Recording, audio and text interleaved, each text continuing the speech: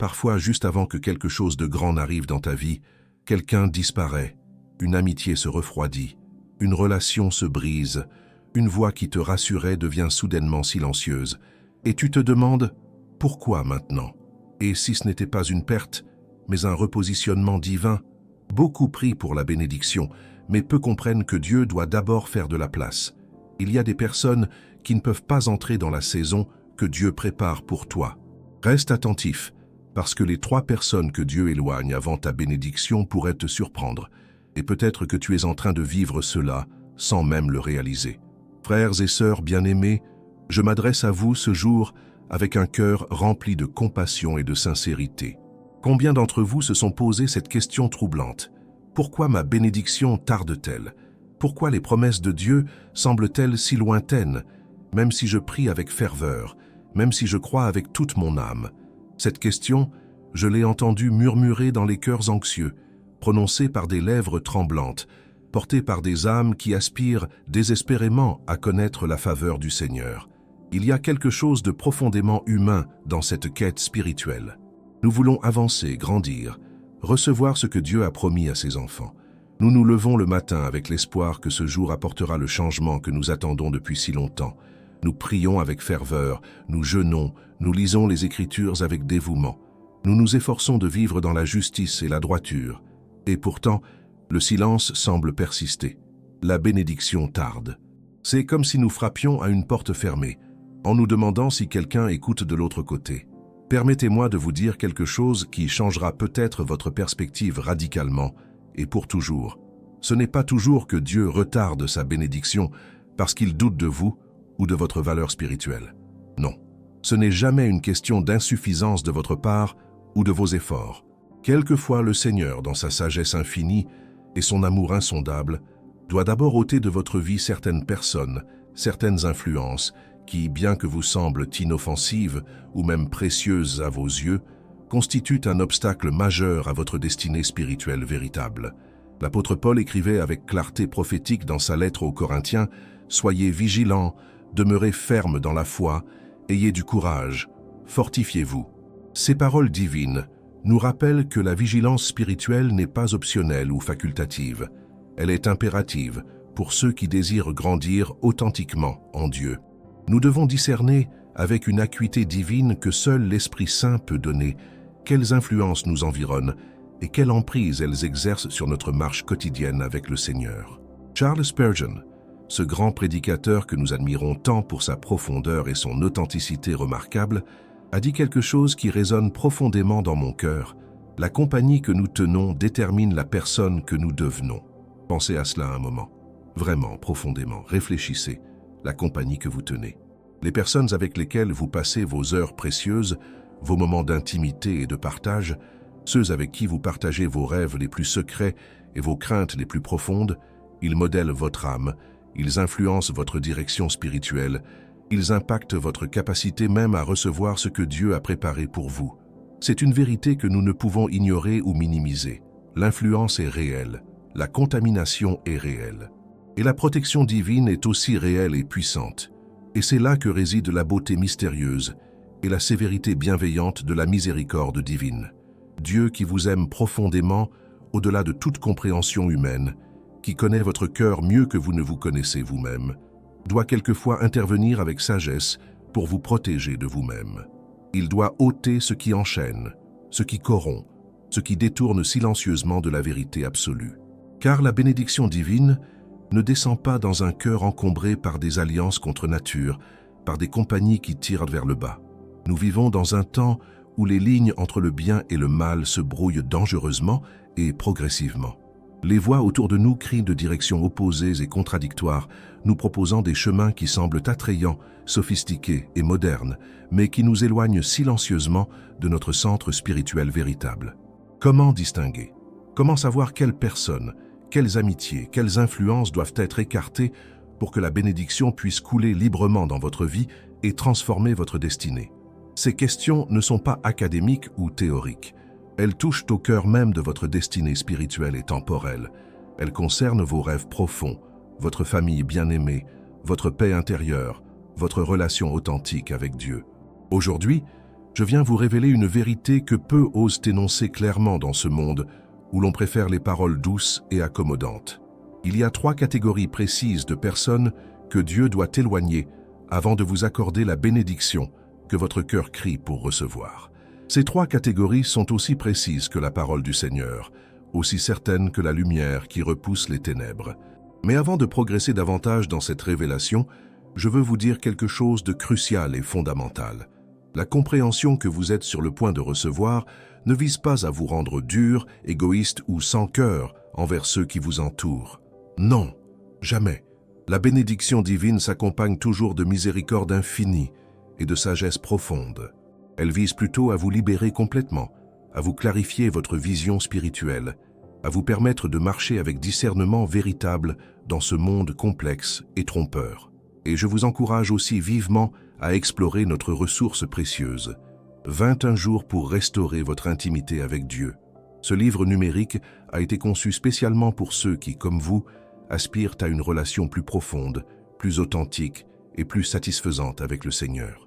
Vous trouverez le lien dans le premier commentaire épinglé et j'assure que ce sera un investissement dans votre croissance spirituelle qui portera du fruit abondant pour les années à venir.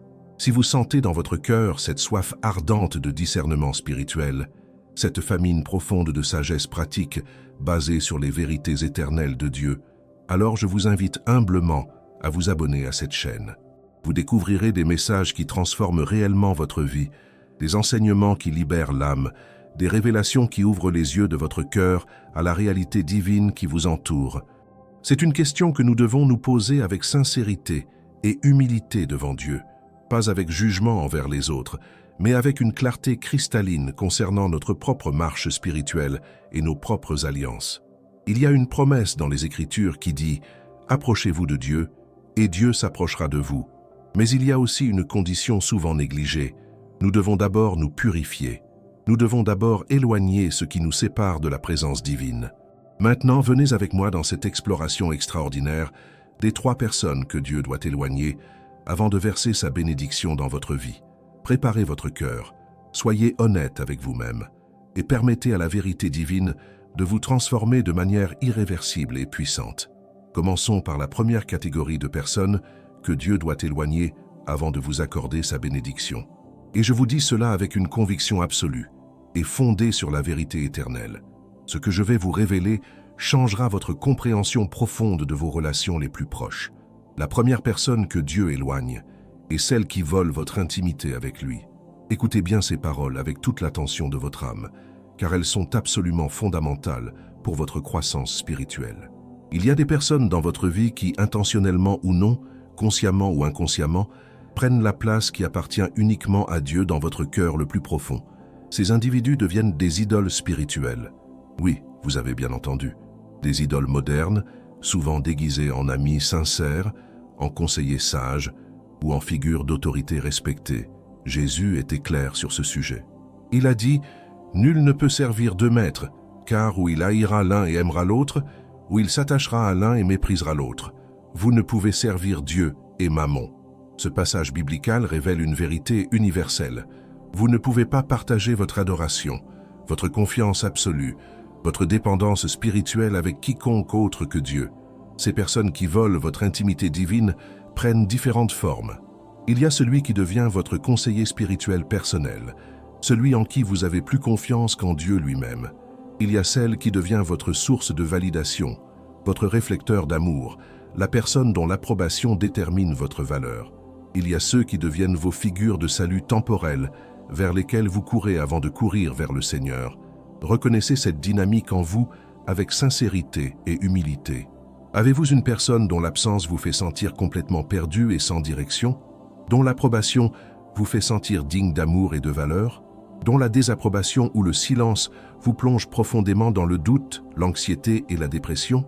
Si vous répondez oui à l'une de ces questions, alors cette personne a volé quelque chose de précieux qui appartient uniquement à Dieu. Et tant qu'elle reste dans cette position centrale dans votre cœur, la bénédiction que vous attendez depuis longtemps ne peut pas descendre pleinement sur votre vie. Voyez-vous, Dieu est jaloux de vous, non pas d'une jalousie égoïste et immatérielle, mais d'une jalousie protectrice et bienveillante. Il sait que si vous donnez votre cœur à une créature plutôt qu'au Créateur, vous serez déçus, car aucune créature, aussi parfaite soit-elle, ne peut satisfaire les profondeurs de votre âme. Aucun être humain ne peut être un Dieu fiable et éternel pour vous. Pensez à ce qu'il advient quand vous accordez cette position à une personne. Vous avez créé une attente impossible. Vous attendez d'elle une perfection qu'elle ne possède pas. Vous attendez d'elle une constance divine qu'elle ne peut jamais fournir. Vous attendez d'elle des réponses à des questions que seul Dieu peut résoudre. Et invariablement, inévitablement, elle va vous décevoir. Elle va vous blesser. Elle va vous montrer ses limitations humaines. L'histoire biblique nous montre cela clairement. Quand Israël s'est tourné vers les idoles, quand ils ont servi d'autres dieux, Dieu s'est retiré, pas par méchanceté, mais par miséricorde, car il savait que cette dépendance les détruirait. Et de la même manière, quand vous établissez une dépendance émotionnelle ou spirituelle excessive envers une personne, Dieu doit intervenir pour briser cette chaîne. Comprenez ceci, tant que cette personne reste dans cette position idolâtrée dans votre cœur, vous restez spirituellement stérile. Vous ne pouvez pas croître, vous ne pouvez pas vous transformer, vous ne pouvez pas recevoir les promesses divines parce que votre capacité à les recevoir est déjà pleine, occupée par une autre divinité. Dieu doit vider ce trône du cœur avant de pouvoir y entrer avec ses bénédictions infinies. Comment reconnaître cette première catégorie de personnes avec certitude? Posez-vous ces questions avec une totale honnêteté spirituelle. Est-ce que je pense à cette personne avant de penser à Dieu chaque matin? Est-ce que je cherche son conseil et sa permission avant de chercher humblement la face divine dans la prière? Est-ce que sa présence et son attention me remplissent d'espoir et de joie, tandis que l'absence de Dieu ne me trouble pas profondément? Est-ce que je mesure vraiment ma valeur, mon estime de moi, à travers son regard critique, plutôt qu'à travers celui du Père céleste qui vous aime inconditionnellement? Si vous avez répondu oui à l'une ou plusieurs de ces questions sincères, alors vous avez enfin identifié quelqu'un qui vole votre intimité précieuse avec Dieu. Et c'est à ce moment que Dieu, dans son amour infini et sa sagesse insondable, doit absolument éloigner cette personne de votre vie pour que vous puissiez être complètement restauré dans votre première relation, celle sacrée et éternelle avec votre Créateur. Cela peut sembler dur, cela peut même sembler cruel, mais c'est le contraire. C'est un acte de miséricorde divine extrême. Dieu retire l'idole parce qu'il refuse de vous laisser vous autodétruire dans une dépendance malsaine. Il ôte cette personne parce qu'il vous aime plus que vous ne pouvez le comprendre. La douleur que vous ressentez quand Dieu éloigne cette personne n'est pas la preuve qu'il vous punit, c'est la preuve qu'il vous libère. C'est la douleur de la guérison, c'est l'inconfort du changement, c'est le prix de votre restauration spirituelle véritable. Et voilà le secret merveilleux et transformateur. Une fois que cette personne est éloignée de votre vie et que vous retrouvez progressivement votre intimité authentique avec Dieu, vous pouvez de nouveau avoir des relations humaines saines et équilibrées. Vous pouvez aimer les autres profondément sans dépendre d'eux de manière malsaine. Vous pouvez apprécier leur compagnie sincère sans en avoir un besoin désespéré pour votre survie spirituelle et émotionnelle.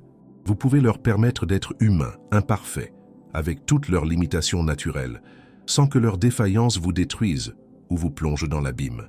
Mais tant que vous n'avez pas rendu à Dieu ce qui lui appartient, tant que vous n'avez pas établi votre intimité première et centrale avec lui, la bénédiction reste suspendue et patiente.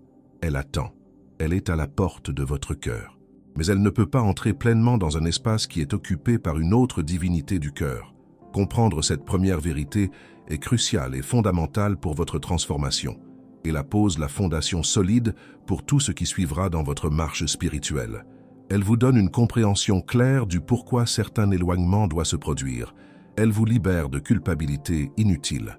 Elle vous permet de voir l'action de Dieu comme ce qu'elle est vraiment, un acte d'amour incomparable. Maintenant que vous voyez clairement et définitivement cette première catégorie de personnes, il est temps de nous tourner vers la deuxième révélation qui attendra votre cœur. Continuons ensemble dans cette exploration divine qui va transformer profondément votre vie et votre destinée spirituelle. Arrivons maintenant à la deuxième catégorie de personnes que Dieu doit absolument éloigner de votre vie pour votre protection et votre croissance. Après avoir compris celles qui volent votre intimité précieuse avec Dieu, nous devons maintenant aborder celles qui empoisonnent progressivement votre foi vivante.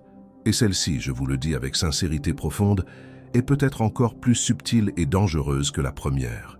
La deuxième personne que Dieu éloigne est celle qui sème activement le doute dans votre esprit concernant la parole éternelle et les promesses divines de Dieu. Ce sont les influenceurs sournois de votre incrédulité. Ces personnes ne viennent pas directement vous dire avec hostilité « Ne crois pas en Dieu, c'est une illusion ». Non, c'est bien plus sophistiqué et insidieux que cela. Elles arrivent avec des questions qui semblent étonnamment intelligentes et rationnelles. Des objections qui semblent rationnelles et fondées, des arguments qui semblent profonds et réfléchis. Mais en réalité, profondément, elles plantent des graines empoisonnées d'incrédulité dans le sol fertile de votre cœur aimant. Comment reconnaître précisément ces personnes dangereuses? Ce sont celles qui sourient doucement quand vous parlez avec passion de vos rêves et de vos appels spirituels vérifiés, puis vous disent avec bienveillance « Mais sois réaliste et pragmatique. Dieu ne fait pas vraiment ces choses miraculeuses à nos jours modernes. » Ce sont celles qui écoutent attentivement votre témoignage sincère de transformation personnelle et vous demandent subtilement « Es-tu vraiment sûr que c'était vraiment Dieu intervenant ?» Ce ne pourrait pas être simplement une coïncidence heureuse. Ce sont les semeurs actifs de rationalisme qui cherchent constamment à réduire le surnaturel au naturel, à transformer la foi vivante en superstition naïve. L'apôtre Paul écrivait aux Corinthiens « Je crains que, comme le serpent a séduit Ève par sa ruse, vos pensées ne se corrompent et ne s'éloignent de la sincérité envers le Christ. » Remarquez bien cette dynamique biblique. C'est exactement ce que font ces deuxièmes personnes. Elles corrompent vos pensées. Elles vous séduisent, loin de la sincérité de votre engagement envers Dieu. Ces personnes peuvent être des amis proches. Elles peuvent être des membres de votre famille. Elles peuvent même être dans votre environnement professionnel ou spirituel. Elles sont souvent des gens intelligents, éduqués, éloquents. Leur incrédulité est habillée d'élégance intellectuelle. Leur rationalisme est présenté comme de la sagesse. Et c'est précisément ce qui les rend si dangereuses pour votre foi. Voyez-vous ce qui se passe spirituellement quand vous restez proximité constante de ces semeurs de doute et d'incrédulité? Lentement, imperceptiblement, jour après jour, votre confiance fondamentale en Dieu s'érode graduellement. Votre prière devient moins audacieuse et moins remplie de conviction. Votre attente vivante des miracles divins devient progressivement plus faible et hésitante. Vous commencez à penser plus comme eux, à parler comme eux, et moins selon la parole vivante de Dieu. C'est comme si vous aviez deux voix distinctes dans votre tête, celle de la foi audacieuse et celle du doute rampant. Et chaque jour qui passe, la voix du doute devient inévitablement plus forte et plus persuasive. C'est un empoisonnement spirituel lent, mais terriblement constant et efficace. Ce n'est pas une persécution ouverte et directe, ce n'est pas une attaque frontale et honnête, c'est une corrosion silencieuse, progressée et sournoise de votre fondation fondamentale de foi. Et c'est pour cette raison précise et vitale que Dieu doit intervenir efficacement pour vous protéger et vous sauver. Pensez profondément à ce qui arrive à votre capacité absolue à recevoir la bénédiction divine grandiose quand votre foi vivante est progressivement minée et affaiblie. Comment pouvez-vous positivement recevoir par la foi authentique ce que vous n'osez pas demander avec conviction? Comment pouvez-vous recevoir ce que vous ne croyez pas vraiment possible dans votre cœur? La bénédiction abondante de Dieu ne vient jamais à ceux qui doutent et hésitent. Elle vient exclusivement à ceux qui croient fermement. Elle arrive à ceux qui possèdent la foi d'un enfant, audacieuse, confiante et absolue. Et c'est exactement ce que font ces personnes qui corrompent. Elles vous volent silencieusement votre audace spirituelle véritable. Elles vous font hésiter profondément là où vous devriez avancer avec certitude absolue. Elles vous font questionner constamment ce que vous devriez affirmer avec conviction totale et inébranlable. C'est un vol invisible mais très réel. C'est un crime spirituel qui passe souvent entièrement inaperçu par ceux qui l'entourent. Mais Dieu le voit. Dieu voit comment cette personne affecte votre foi. Dieu observe comment le doute grandit en vous. Et dans son amour protecteur, il doit éloigner cette personne de votre vie pour sauver votre foi avant qu'elle ne soit complètement corrompue. Je vous le dis franchement, la bénédiction ne va pas venir dans votre vie tant que vous restez attaché à quelqu'un qui attaque constamment votre confiance en Dieu. Aussi aimable soit-elle, aussi bon soit-elle dans d'autres domaines, aussi significative soit-elle votre histoire ensemble. Dieu ne peut pas descendre sa bénédiction dans un cœur qui doute des promesses sur lesquelles se fonde cette bénédiction. Posez-vous cette question honnêtement. Y a-t-il quelqu'un dans ma vie dont je suis arrivé à douter des promesses de Dieu après des conversations avec lui ou elle? Y a-t-il quelqu'un dont la présence me fait me sentir moins courageux dans ma foi? Y a-t-il quelqu'un qui, subtilement mais constamment, me pousse vers la rationalité au lieu de la foi? Si vous pouvez identifier une telle personne, alors vous avez trouvé la deuxième catégorie. Et l'éloignement que Dieu provoquera n'est pas une punition pour vous. C'est un acte salvateur. C'est Dieu qui sort son peuple de captivité. C'est le Seigneur qui vous libère de la prison du doute. Ce que vous devez comprendre profondément et absolument dans votre cœur, c'est que votre foi n'est jamais robuste et durable si elle dépend constamment de la confirmation extérieure et de l'approbation des autres personnes. Votre foi véritable, authentique et inébranlable doit être fondée et ancrée uniquement dans la parole vivante de Dieu et dans votre expérience personnelle directe et transformatrice avec lui. Quand Dieu éloigne ses semeurs de doutes destructeurs, il ne vous punit absolument pas. Il vous enseigne l'indépendance spirituelle véritable. Il vous force gentiment à grandir. Il vous pousse avec amour à établir votre conviction personnelle basée uniquement sur ce que vous savez vous-même, être certainement vrai de Dieu, à partir de votre propre rencontre. Et une fois que ces personnes corromptrices sont finalement éloignées de votre présence, une chose remarquable et merveilleuse arrive immanquablement. Votre foi se renforce progressivement. Votre prière redevient audacieuse et puissante. Vous recommencez courageusement à croire pour l'impossible. Et c'est à ce moment précis que la bénédiction peut finalement couler abondamment dans votre vie transformée. Nous avons exploré deux catégories majeures de ces personnes jusqu'à présent. Nous approchons maintenant de la troisième et dernière catégorie, qui est peut-être la plus importante et la plus révélatrice de toutes. Préparez profondément votre cœur pour cette dernière révélation transformatrice. Maintenant, arrivons à la troisième et dernière catégorie de personnes que Dieu doit absolument éloigner avant de verser sa bénédiction abondante dans votre vie transformée. Cette troisième catégorie est particulièrement importante et révélatrice car elle est souvent la plus cachée, la plus difficile à identifier spirituellement et paradoxalement, celle qui cause le plus de dégâts spirituels profonds et durables. La troisième personne que Dieu éloigne est celle qui vous tire graduellement vers le bas spirituellement par son propre mode de vie sans Dieu. Ce sont les contaminateurs silencieux de votre intégrité spirituelle. Et voici ce qui est absolument crucial de comprendre. Ce ne sont pas nécessairement des gens mauvais ou malveillants. Ce ne sont pas des démons incarnés ou des êtres évidemment corrompus. Ce sont simplement des gens ordinaires qui vivent entièrement selon le monde, selon la chair, selon les désirs charnels de ce siècle décadent. Et leur simple présence quotidienne, leur simple compagnie constante, affecte progressivement et inévitablement votre trajectoire spirituelle entière.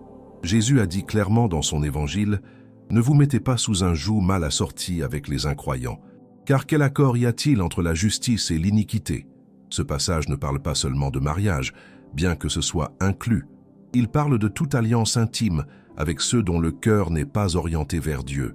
Il parle de compagnie constante avec ceux dont les valeurs contredisent les vôtres. Comment reconnaître précisément cette troisième catégorie insidieuse? Ce sont les gens qui vous invitent constamment et persistamment à participer à des activités qui contredisent profondément vos valeurs spirituelles établies, mais pas de manière agressive ou ouvertement hostile. Non, c'est bien plus subtil et sournois que cela. Ils vous demandent avec douceur « Pourquoi ne peux-tu pas simplement venir à cette fête avec nous? C'est juste un peu de plaisir innocent. » Ou « Pourquoi tu refuses cette opportunité professionnelle lucrative? L'argent n'a vraiment pas d'odeur, tu sais. » Ou encore « Pourquoi tu es tellement strict moralement et rigide? Tout le monde fait ça de nos jours. » Ces personnes vivent constamment dans le compromis moral. Leur vie est une longue série de petites concessions spirituelles. Un peu de mensonge blanc ici, un peu de malhonnêteté là, une petite infidélité discrète, une petite malveillance cachée. Rien qui ne semble catastrophique ou dramatique, pris individuellement et isolément. Mais ensemble, cumulativement, cela forme un mode de vie cohérent qui s'oppose directement et radicalement à la sainteté et la pureté divine. Et voici ce qui est profondément dangereux et insidieux. Quand vous restez constamment et intimement avec ces personnes, vous commencez lentement, mais inévitablement, à adopter leur perspective de vie entière. Vous commencez graduellement à normaliser ce qui est fondamentalement anormal et contraire aux lois divines. Vous commencez progressivement à justifier ce qui est absolument injustifiable devant Dieu. Vous commencez à voir le monde comme eux, à parler comme eux, à penser comme eux, à vivre comme eux peu à peu.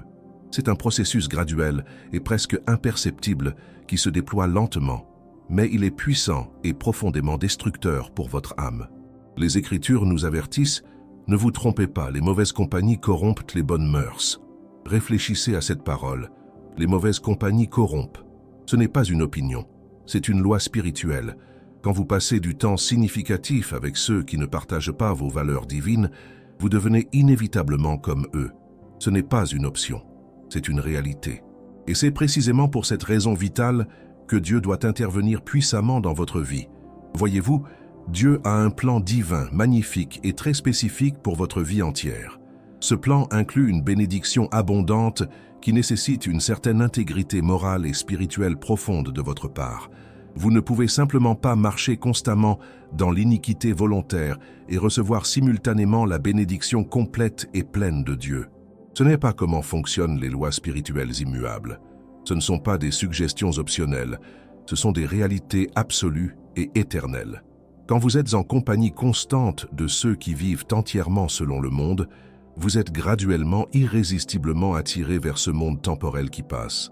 Vos décisions morales deviennent progressivement moins justes.